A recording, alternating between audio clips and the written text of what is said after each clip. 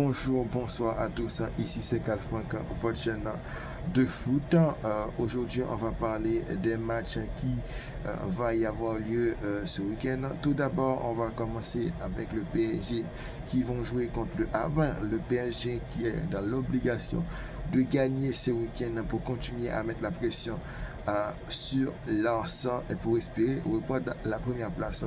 On traverse en Serie A où vous avez les Napolitains et les Milanais qui ont le même point et qui ont tous deux besoin d'une victoire pour continuer à maintenir leur position. On traverse en Allemagne où vous avez le Bayern Munich qui caracole en tête et qui va sans doute gagner ce week-end pour continuer à creuser l'écart sur l'exig. On traverse en première ligue, vous avez Liverpool qui est toujours en difficulté, qui sont en 10e de championnat cette saison, qui ont besoin d'une victoire pour grimper au classement. On va parler ensuite de Manchester City qui n'est qu'à 2 points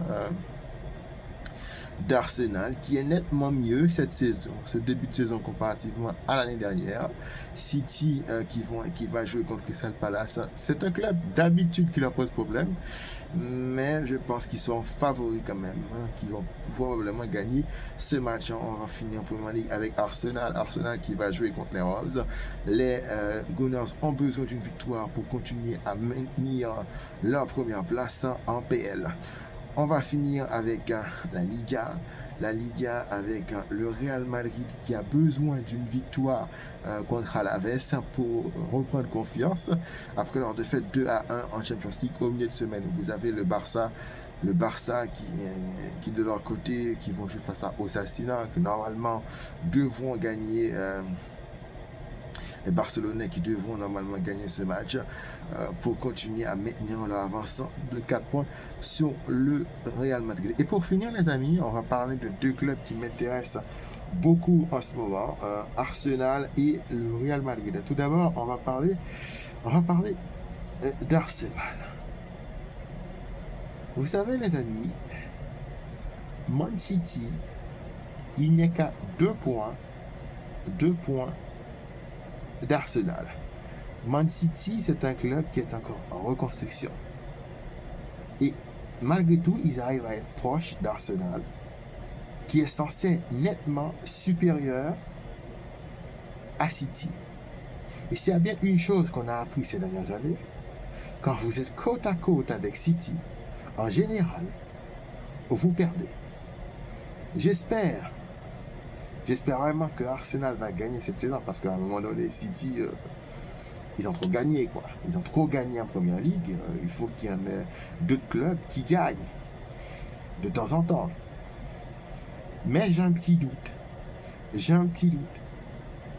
Parce que je me dis que ce City-là, qui n'est pas encore à leur meilleur niveau, arrive quand même à faire douter Arsenal. Et imagine Arsenal, ils font un nul ce week-end. Juste imagine. Ils vont commencer à paniquer, les mecs. J'espère vraiment que j'aurai tort. Franchement, j'espère vraiment que j'aurai tort. Que les Gunners vont continuer à enchaîner la victoire. Mais là, vraiment, je suis pas très très sûr. On va ensuite passer au Real Madrid. Vous sentez cette odeur? Ça, c'est l'odeur de la peur. Et c'est exactement ce que ressent Xabi Alonso en ce moment. Mais vous savez quoi? Le vrai problème du Real Madrid, c'est pas Xabi. Non. Ça vient d'en haut, des décideurs.